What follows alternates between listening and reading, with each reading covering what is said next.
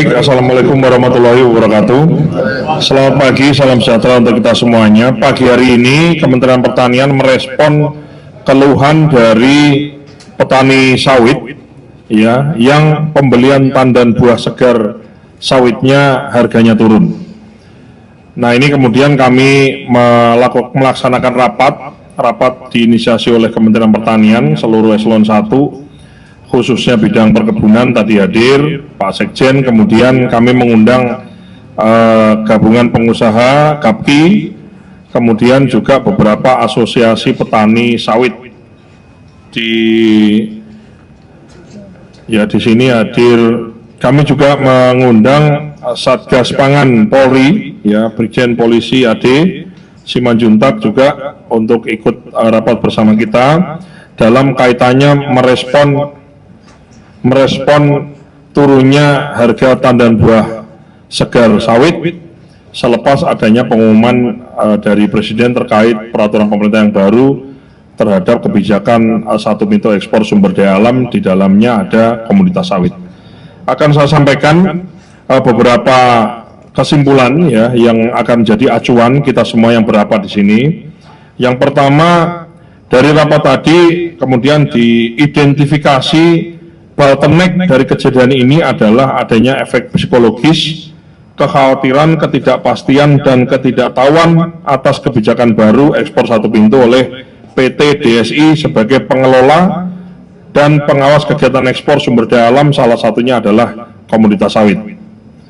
Dijelaskan bahwa ya, kami menjelaskan kepada peserta rapat yang berkepentingan, dijelaskan bahwa PT DSI yang sebagai pengelola dan pengawas kebijakan ekspor satu pintu, khususnya kalau kita bicarakan di sini bicara sawit ya, itu kemudian kebijakan DSI sebagai pengelola dan pengawas kebijakan ekspor satu pintu dilaksanakan secara transparan, akuntabel, dan dapat bertanggungjawabkan serta tidak dipungut biaya atau mengambil keuntungan transaksi. Jadi kalau ada isu-isu seolah-olah PT DSI nanti ngambil untung, ini enggak, ini dalam hal ini PT DSI tidak mengambil keuntungan, tapi dia mengelola dan sekaligus mengawasi kegiatan ekspor sumber daya alam kita ke keluar. Ya, jadi tidak mengambil biaya tambahan atau mengambil keuntungan tambahan.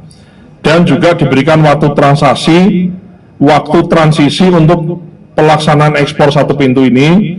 Satu adalah tahap awal transisi yaitu 1 Juni sampai dengan 31 Agustus. Jadi ada waktu transisi 3 bulan efektif dimulai dengan 1 Juni sampai dengan 31 Agustus. Ekspor komoditas tetap berjalan dalam masa evaluasi dan transisi ini dievaluasi selama 3 bulan. Nah, diharapkan misalnya tanggal 1 September itu kalau sudah ada perusahaan yang sudah siap bisa langsung, ibaratnya kegiatannya bisa langsung, transisinya selesai, langsung kemudian kegiatannya diserahkan ke DSI. Sekali lagi, DSI tidak mengambil keuntungan, hanya mengelola dan sekaligus mengawasi kegiatan ekspornya.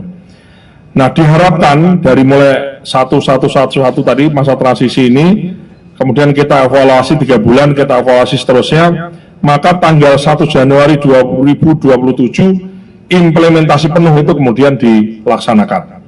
Bukan hanya sawit, tapi juga 2 komoditas lainnya, tapi kita kan di sini kita bicara sawit. Ketiga, dalam pelaksanaannya, jika dalam pelaksanaannya terdapat dugaan-dugaan kegiatan-kegiatan yang melanggar aturan, Kementerian Pertanian sebagaimana diatur dalam Permentan nomor 13 tahun 2024 dapat memberikan sanksi sesuai dengan ketentuan yang berlaku, bisa administratif maupun pencabutan izin sesuai dengan yang mengeluarkan izin. Kementerian Pertanian juga menggandeng kerjasama dengan Satgas Pangan Polri, dalam hal ini hadir Pak Brigjen AD, jika kemudian ditemukan kegiatan-kegiatan pelanggaran hukum.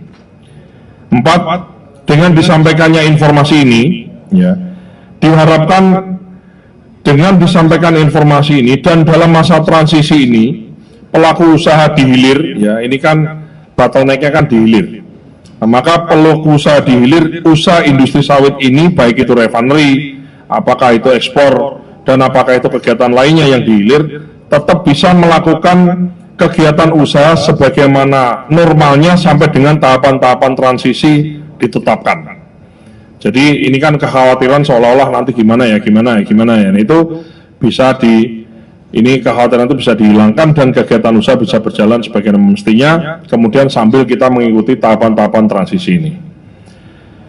Diharapkan setelah diumumkan ini, terjadi penyesuaian harga pembelian TBS, kami mohon kepada pelaku usaha PKS, pabrik kelapa sawit, di seluruh Indonesia, kami sudah mengidentifikasi ada 139 pabrik PKS yang tersebar di seluruh wilayah Indonesia ini yang menurunkan pembelian harga TBS-nya. Kami harapkan untuk setelah ini itu kemudian didukung oleh hilir ya, di bawahnya lagi itu kemudian menyesuaikan ketidakpastiannya jadi pasti, ketidaktahuannya jadi tahu, kemudian kekhawatirannya jadi kemudian tidak khawatir lagi. Maka diharapkan terjadi penyesuaian pembelian TBS sebagaimana harga acuan CPO yang ditetapkan di wilayah masing-masing. Itu adalah kesimpulan dan ditandatangani oleh seluruh peserta rapat.